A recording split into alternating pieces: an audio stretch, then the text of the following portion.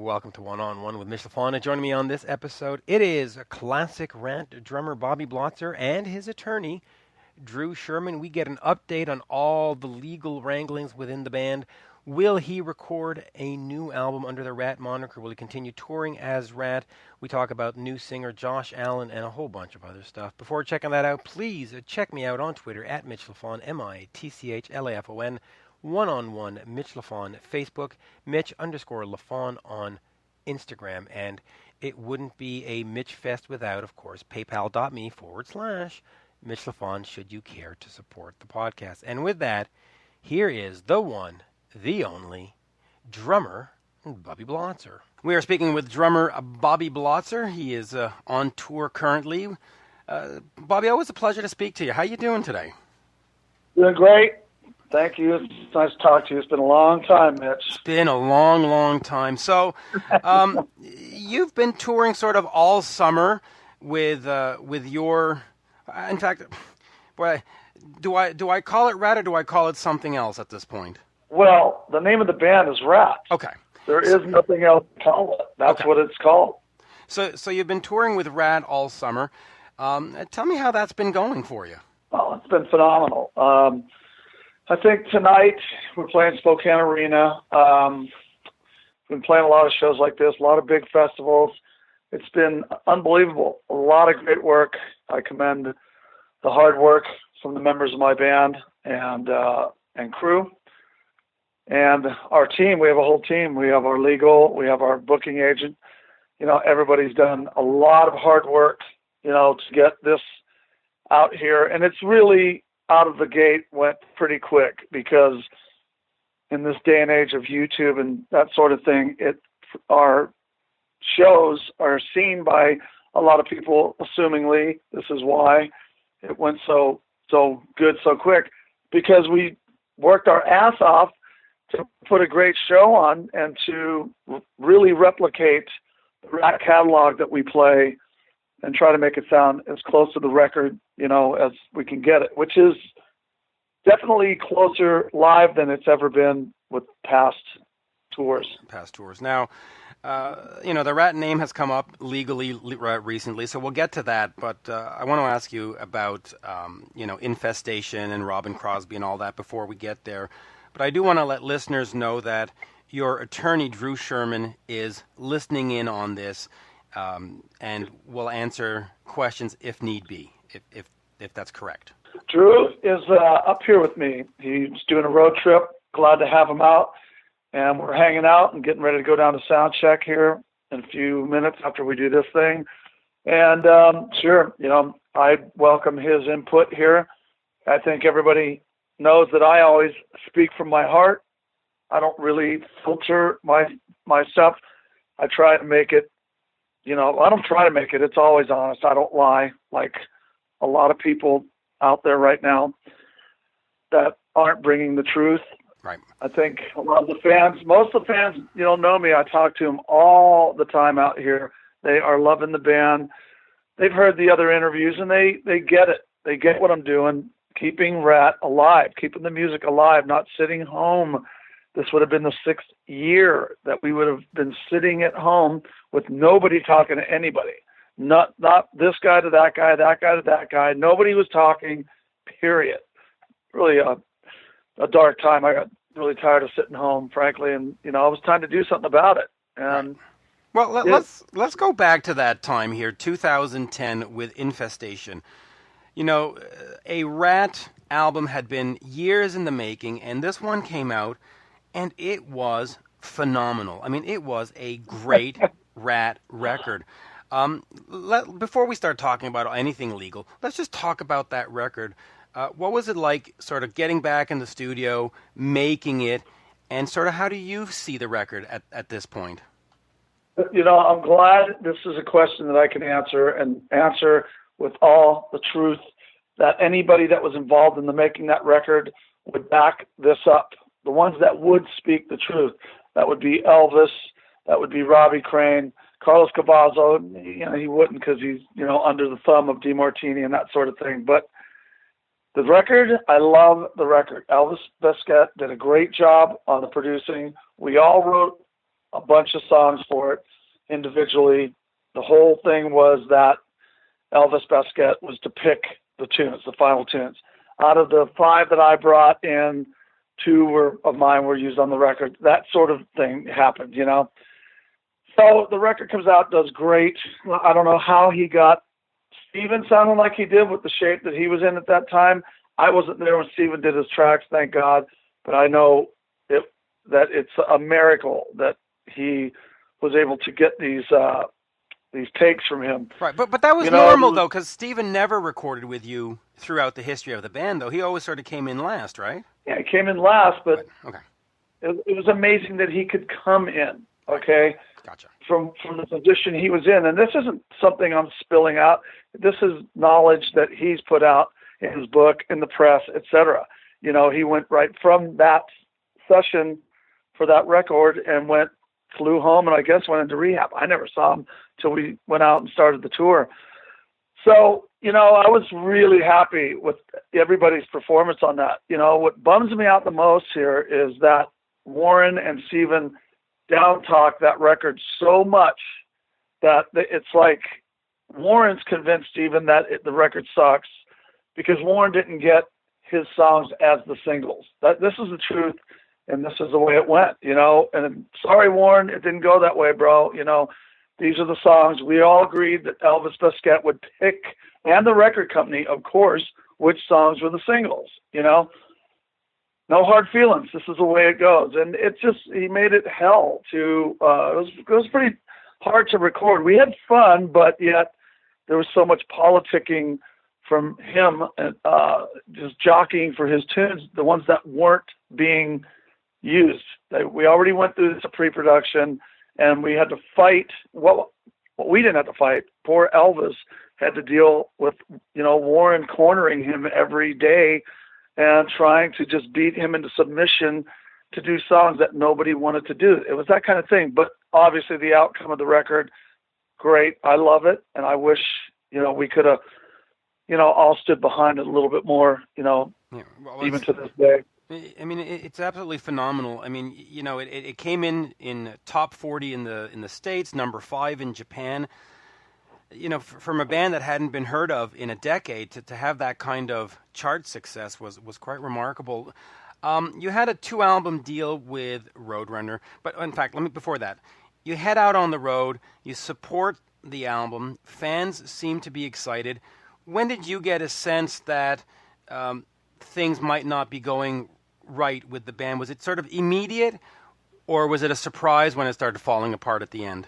Well, there was a few things that were leading to the dissension out there. Number one, being together at that point. I mean, this year for me marks 35 years of being a Ratt. So we're going back now, 6, 7 years, coming up on 7 years. You know, there's the little idiosyncrasy things that bug people about one another and that sort of thing. You know, me and Warren have always had a big kind of tug of war about tempos, you know, on stage and otherwise. And that was really heating up to a high range on the temperature scale. And we also had Steven, who had been jockeying since he rejoined Ratt in 2007 to acquire some ownership in the name, which, you know, I've talked about this so many times, it's quite redundant in my opinion, but that was the dissension with Steven, you know. And it never stopped year after year. And it just went on and on and on that particular year. And I think, you know, Steven he was fighting with things. He was trying to stay straight. He was doing this, for me, I don't socialize with him. So I'm not there to see what he's doing. I only care that people do the best they can up on stage. But, you know, at the end of the tour, you know, it became a thing between him and Warren and Steven, that we're going to take a break.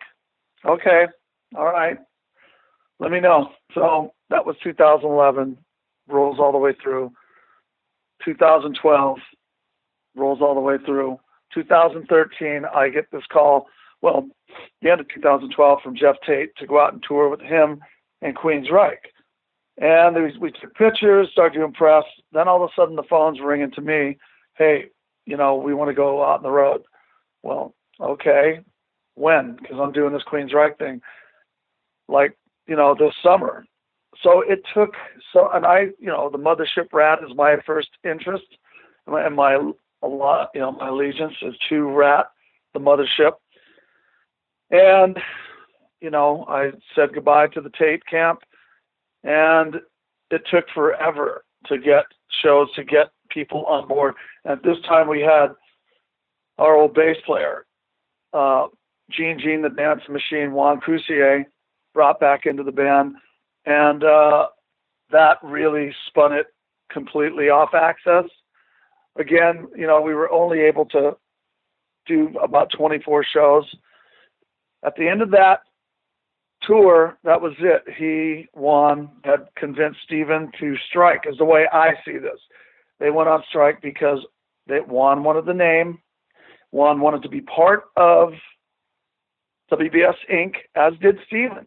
Warren DeMartini was not willing to cut a deal. I was all along, unequivocally, with safety nets for everybody, professionally done, so nobody could take advantage of getting that and then spin off and call, you know what I mean? Right. For me, it's like, let's tour yearly and, have fun and enjoy this for the, next decade till, it's done or whatever. So those guys went on strike, Juan and Steven. That's the way I see it. They went on strike. Warren's position was, hey, I'm willing to tour if they go out with the same thing we do. Split the dough. Everybody has an even vote, period. So I go, well, this is fun here. We're in our fourth year now. So we have 100% of nothing, you and I, and they have nothing. So somebody's got to come to a thing here. The fans want to see this band still out there. There's new fans, etc. I want to play. And it just went on and on to nowhere, to the point where I made the decision as half owner of the name. WBS owns the name. I'm 50% of WBS Inc. And still am. WBS Inc. still owns that name right this moment. At 1:48 p.m. here, Pacific time. That's not changed. So, we've done, had tremendous, great success with this band out here. I mean, we're headlining big gigs. We have an arena show next week. We're headlining. The week after, we're in Kentucky on the arena show. It's doing really well. I'm very proud of that. So, I think them seeing this kind of success, now all of a sudden, from not liking each other or talking, collusion together, and they decide that they're, going to do this at this point, and there you have it. They're making their move, and they don't have the name Ratt, and that's right. Well, okay, so I'll get. I want to keep the Ratt name stuff here for the end. Let me ask you about the Roadrunner deal. It was a 2-album deal. You make this great album. What happens to the second album? Did you at all start working on a second album? Are you planning on releasing a second album as Ratt with the current lineup?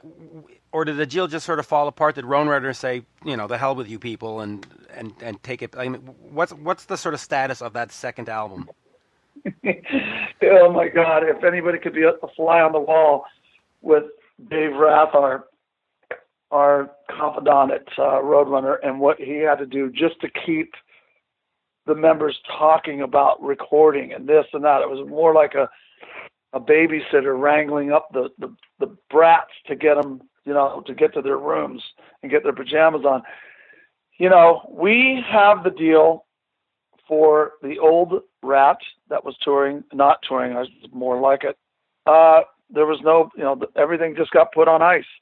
This would have been the 6th year right now that we're in, that we haven't done anything. We have a record deal. We have a worldwide following audience that wants to see the band, and nobody's doing anything. So the answer to that is no, there wasn't any plan to do a second record. Initially there was, we owe them a record.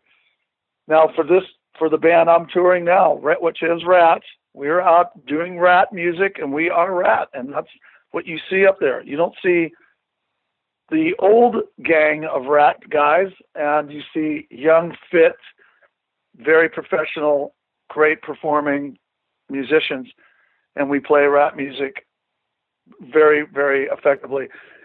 So we did talk to Dave Ratt about doing a new record, and he was willing to release us.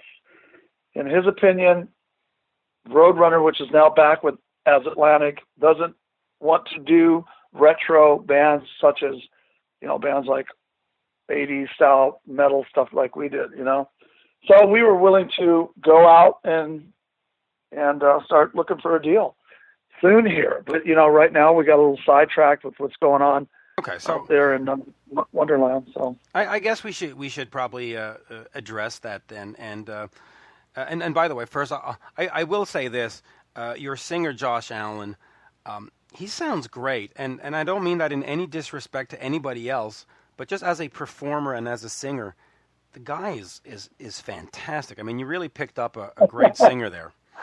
I just laugh because, it's the first night that I jammed with him, and the other guys that were in the band for a short period of time who, I appreciated what they did. We were a very, very tight unit.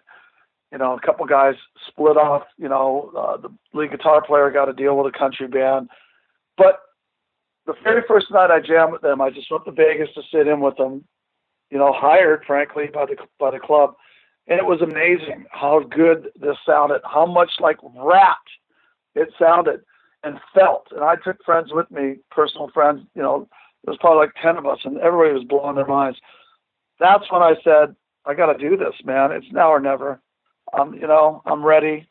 Because believe me, this was not an easy mind venture to do. Let's face it, my correlation is with the class of 84 Ratt guys. So in doing this, Josh was a main reason because he was able to cop the Ratt sound so good, and he's so strong as a singer. He warms up. Everybody's, straight, sober on this tour. Everybody's focused. He warms up. His pipes are so strong. I'm not used to hearing live Ratt sound like that. That's why I was laughing at first, because the difference is just like ridiculous. I don't even, it's hard to explain. It's like having picture, I don't know. I won't name what I was just thinking, but he does a much more effective job, in my opinion, and in most fans, I would say 96% fans, and I talk to them every night. They come up to me and they're like Mr. Blotzer or Bobby, whatever they call me. They're like, don't think I'm talking bad about the old band. I love the old band, but man, I've never heard you guys sound like this. I go, it's funny, it's crazy, isn't it? It's great. And they're like, I'm serious, man, that was unbelievable. So that's the kind of feedback that is. And I just, at this day and age, from what I've seen, when I see our stuff, I don't really watch us a lot, but when I watch it, I'm so impressed with the band and with Josh. And if I see stuff with, Steven, I feel sorry for him. I mean, that's the truth from my heart. I do. So, yeah. Good luck. And, I think Josh is doing a great job, and I don't mean that as a disrespect to anybody else. So, before you hit the road with Josh, nor do I, by the way. Not trying to disrespect anybody. Yeah, absolutely. Before you hit the road with Josh and you put Ratt together, was it a struggle, sort of emotionally, or did you struggle with the decision to go on the road, or did you just sort of go, all right, we're going, and here we are? Did you think, wow, how are these fans going to react? Absolutely. Okay. Yeah. I mean, like I said, there was a lot of anxiety, every night anxiety. Drew sitting here, man, we'd be on the phone 3-4 times a day with my agent, John Donegal. It was scary because, it's not that normal it's getting more normal this day and age that 1-2 guys go out. And one thing that Warren forgets when he calls this band Bob's tribute band, what did that make the band that him and I, being the only guys, did for 8 years? Were we a tribute band, Warren? There was butterflies for sure, but it immediately was accepted so openly because people, and I think I'm a fan. I go to gigs. I go see other bands that have just 1 or 2, maybe whatever, of the original band. If they're great and I'm hearing the songs and I'm sitting there having a coldie and enjoying it, it's like, okay, they're doing a good job. They're doing a great job. it's natural that you miss the old guys, but you know what? You forget about it pretty quick when you're having a great time. Yeah, it's funny because one of the bands that I've been listening to a lot these days is called Tigers of Pantang. They're way back from the '80s, and it's only the guitarist left. And the new band and the new album that they just put out sounds fucking killer. I mean, it just sounds killer. But you had gone out as Bobby Blotzer's Ratt Experience. Why change over to Ratt? Why not just stay as Bobby Blotzer's Ratt Experience?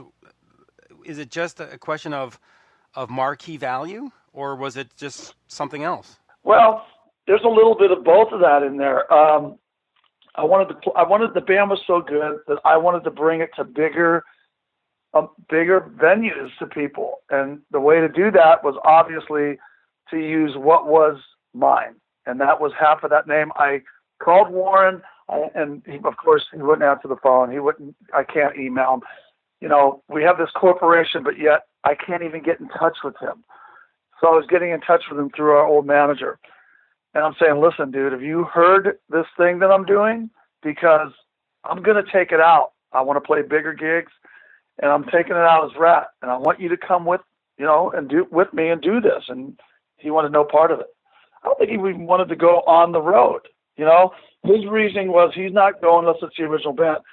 But the problem with that is, Warren, all you do is complain about how bad Steven is and how hard he is to work with and deal with, even get him into the friggin' van to get to the gig. I mean, it was just he was using that knowing that they were not going to rejoin unless they got the name.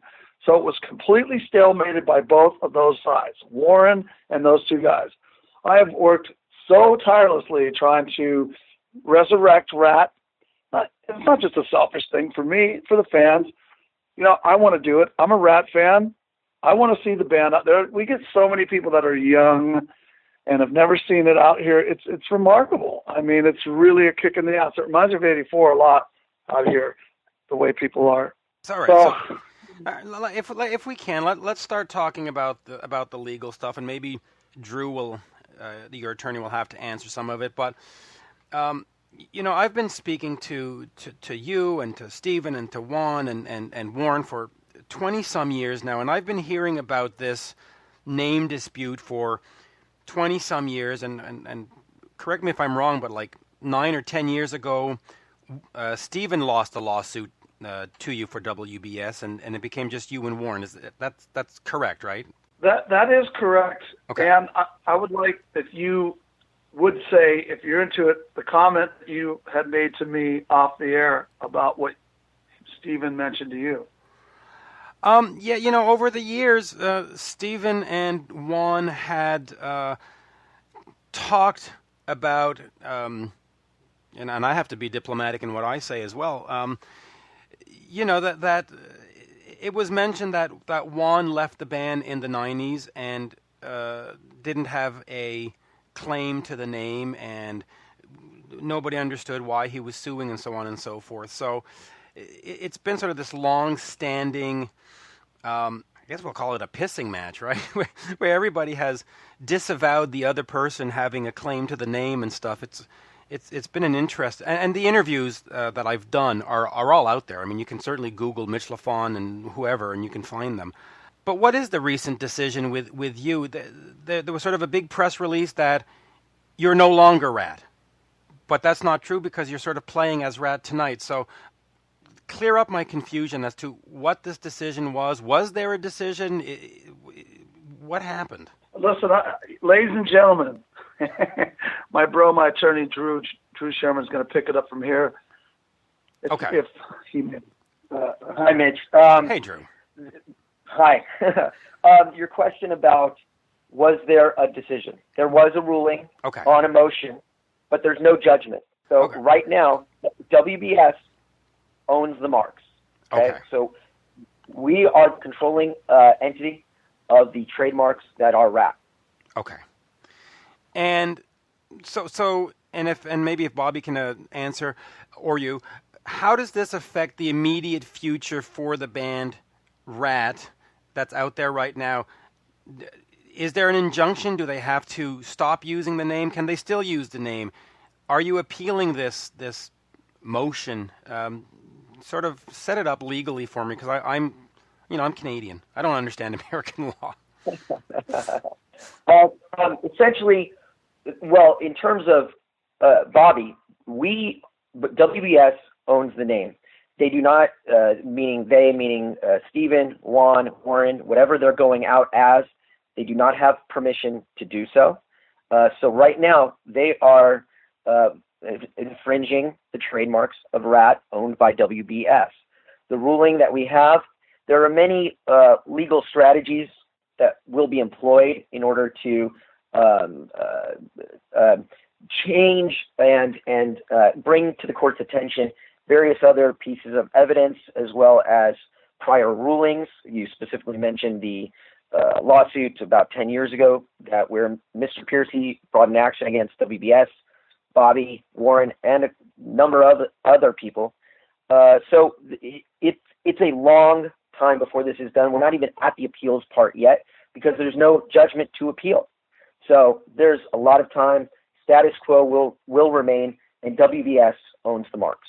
Okay, yeah, because I read the decision, or what was put out on the internet, and I didn't see anything that said the court orders that. I didn't see anything like that. I saw mostly what looked to be legal opinion, but then again, I'm not an attorney and I have no idea.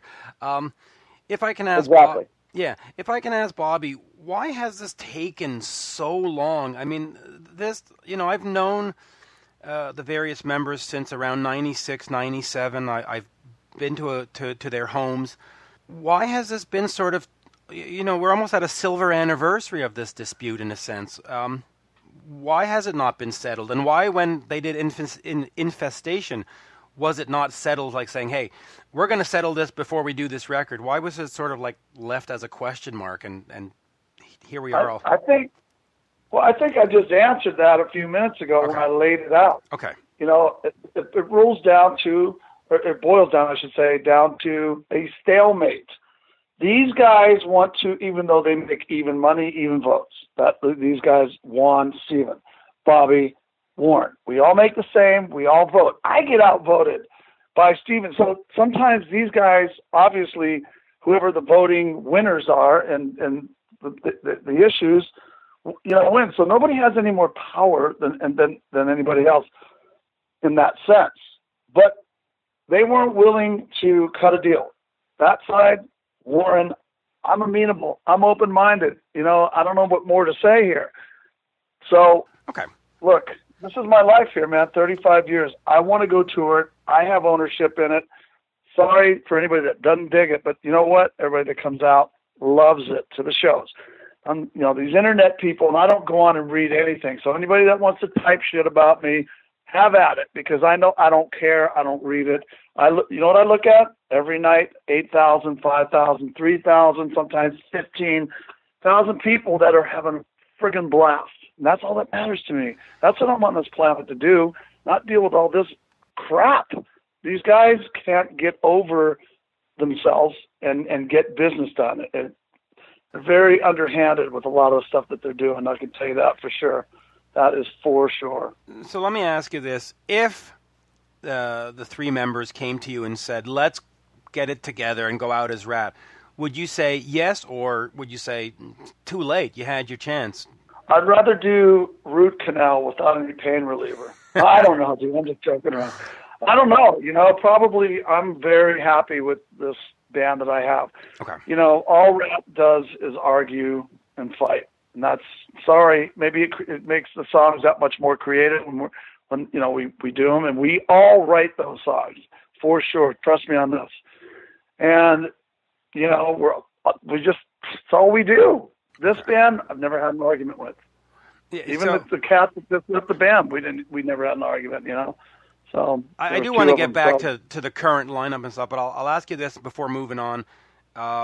Stephen, Juan, and Warren have announced that they'll be playing the M3 Festival in 2017, and it's apparently under the Ratt banner. Is that going to go through, or is that going to be stopped, or are they allowed? Are they not allowed? I guess, how do you or your attorney see that? Mitch, this is Drew. I'll answer that question. Okay. They do not have permission to play the M3. They do not have permission to advertise as such. And I'll just say this. Right now, to throw that out there, to make these announcements, these press releases, without having a judgment, I would say is very ill-advised. And I'll leave it at that for now. Okay. And then let me get back to Bobby with the current lineup. I do want to know a couple of things. You've been out there, obviously, with the original Ratt. You opened for Bon Jovi. Then you had Jizzy Pearl come in and who opened for what? Bon Jovi opened for you. Sorry. Hey, listen, I've gotten old and my brain is not as efficient. Okay. But then you had Jizzy Pearl and you had John Corabi and you had Robbie. How does this current lineup sort of for you compare to some of those past lineups? I like being in a band again. Let's put it that way. These guys are so easy to get along with. It's night and day. I mean, and that's not just with Ratt. I've been in a lot of different bands. It's really good. These guys are very open-minded. They're very mellow. It keeps me, mellow, as mellow as I can be, on the Blots. And we know that, I have a tendency to be the Blots, and I've changed my ways a little bit out here. I don't use monitors live anymore because I just can't do the fight. My ears have taken a lick. And just like Warren, back to Warren, I'm going to say this. It's my opinion. Warren doesn't really want to tour, and he hasn't wanted to because his playing has been affected greatly by ear problems. This is my observation of this. He just didn't have he didn't have it. He didn't have that spark and that desire. It's what it appeared to me after knowing the guy for as long as I've known him. But this band is great in comparison to the other guys you just mentioned. The different circumstances, all those guys would readily agree that we were all under Warren's Hitler spell of doing things. It was either his way or, it was just misery. And it was hard. It was a hard ride, and him and I were making the calls, but he would, just would flat out refuse to get on a plane if there was a layover for more than 45 minutes and this kind of thing. It was quite hard to deal with, but got to work, and we had to play, especially when we were fighting that long bit. Well, apart from that fighting and stuff, though, just as a fan of music, how do you sort of rate Warren in terms of guitarist? Because he, for fans like myself, he is one of those sort of guitar gods, right? Do you see him that way in the sense that he just brought something incredible to the early Ratt?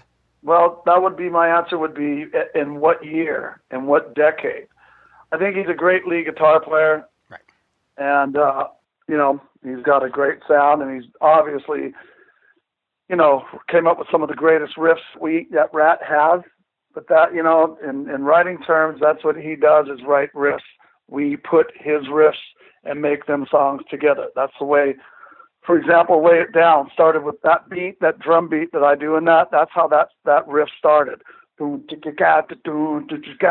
then he started playing to that. So with that kind of thing, we were working off each other. Rhythmatically, I don't know. Like I said, I think his ears have got the best of him, and it's kind of affected his timing. So, but he is one of the greats. So yeah, I mean I love his guitar. I mean, there's a lot of negative out there, but there is a lot of positive. Ratt in the '80s, what Warren was doing on guitar and what you guys were doing. I mean, he was phenomenal. He was up there with the George Lynch's and the all those guys that were. And then let's just quickly talk about Robbin. Of course, Robbin passed away. Any great stories about Robbin that you'd care to share? Well, I'll just say one thing first about that is that, I have such love for Robbin. When Robbin had to leave the band, it just flipped the chemistry of the band. Robbin was a voice of reason. I want to say that between him and I, we would talk a lot about trying to make it as reasonable and what the right move on a business level is. When he left, that went away. You know what I mean? Everything was kind of, I think everything was derivative of ego positioning, and still stayed that way, to where I would have to say, look, it's not 87 right now.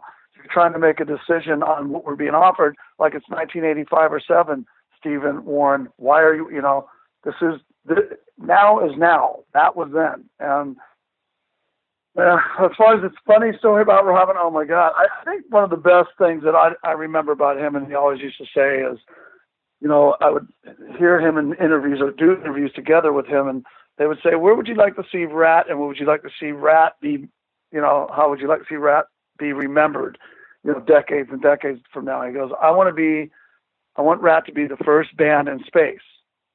And, around 2004, I got an email that we were on the Mars rover. It would wake up to Round and Round, and then it would wake up again to Turn, Turn, Turn by the Byrds. And then that Spin Me Right Round by, I don't know, Pete Burns or whatever that was. Yeah, Dead or Alive, yeah. So, I was the first thing I thought about, I got complete chills, I'm getting chills talking about it now, was the fact, like, dude, you did it, we that was a milestone for Ratt. That was announced around the world that, we were the first rock band, I guess. Outer space. Yeah. So, God bless King. Yeah, he was absolutely wonderful. I had, in fact, a chance to interview him before he passed, and what a great guy. When you looked out somewhere around 1990 and you had Michael, or was it 93, and you had Michael Schenker come in, was that strange for you? And how was it playing with Michael?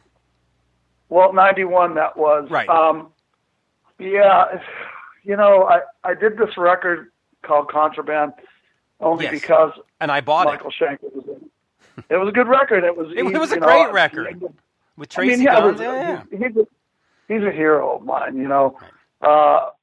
It was amazing to play with him. And then we went out actually and opened for me and us.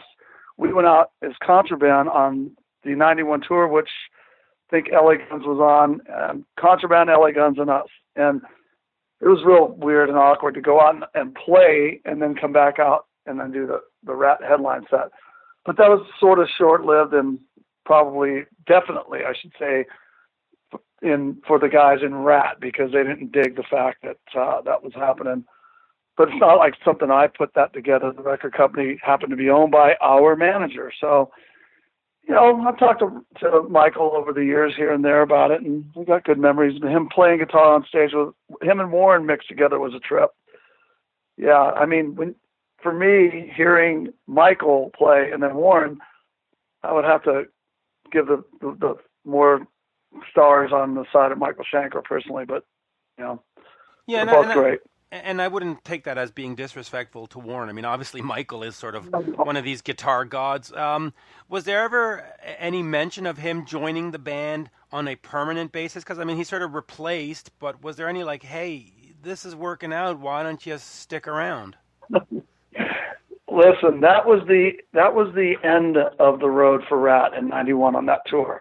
When, like I said, when the chemistry flipped, when King was gone, we were out on that tour, and it was Juan and Bobby versus Stephen and Warren. It was horrifying. We couldn't even be in the same hallway.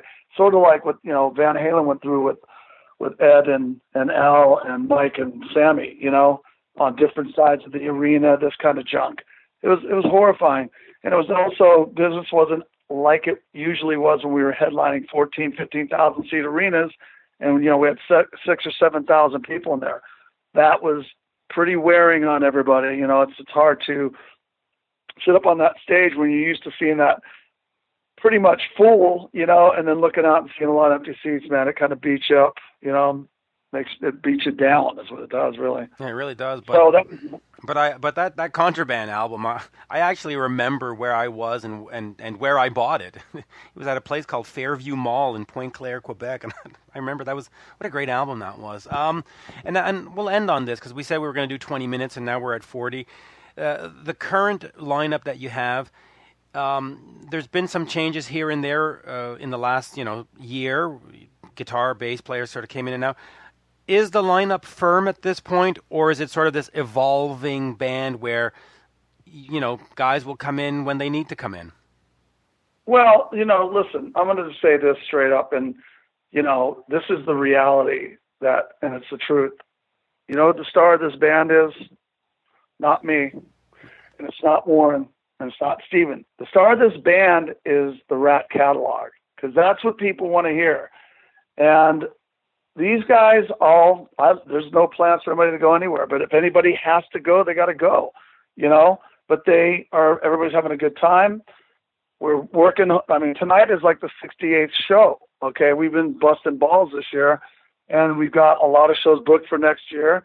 Obviously, what you just talked about with Drew, I have my feelings on that, which I'll get to that pretty soon here when I can speak. But, you know, we plan to keep going, and that's all I can say at this point. You know, people are just loving it, and I'm appreciative that people are behind it. Thank you. And I'll say this about that you're very right. It really is about the quality of the songs, because had you written some, you know, cheap, crappy old song, nobody would care. And the fact that here we are, you know, 30-some years, 35 years later, and it's still a news story, and we're still interested. It just shows how great those songs were, right? Right? You know, there's so many. It's hard to pick a set because there's so many that you can do. But here's the problem now, and you know, is that there's so many people that are newer coming to this. It's just not guys that grew up on Ratt like you that are, you know, mid 40s and that sort of thing, mid to late 40s that were in high school, 9th grade, 10th grade, 8th grade, etc. Now we're getting people, you know, 20s, teens, you know, late teens and 20s, 30s, etc. They basically know the Guitar Hero songs. They know certain songs that they're familiarized with. So you try to play deeper album cuts, and you can sense, you know, from where I'm sitting and I'm perched, I can kind of get a gauge of is this going over. Now, it's just like going to see Aerosmith when they did all stuff, everything from Toys in the Attic and Aerosmith Rocks and the first Aerosmith record. You know, I went and saw them some at the Palladium in 2004, Palladium in Hollywood, and they were doing all that old stuff. I love that because that was my, you know, I knew those records forwards, backwards, up and down. I was blowing my mind, but I was also noticing a lot of the people that were around, I was looking at them. They didn't even recognize No More, Sick as a Dog. You know what I mean? So that's the problem of trying to please everybody. You know, you either got to go, fuck it, I'm going to do it because I like it, or I kind of mixed it up a little bit out here. At first, I was doing a lot more. We were doing over a 2-hour set. Now we've had to whittle it down a little bit, but you know, you can't please everybody, and I'd rather keep them going through the whole set. So we've kind of brought it down to the most notable songs. The essential. Well, as long as the set has body talk, I'm good. Right. That's the big one. Bobby, a great pleasure, and thank you.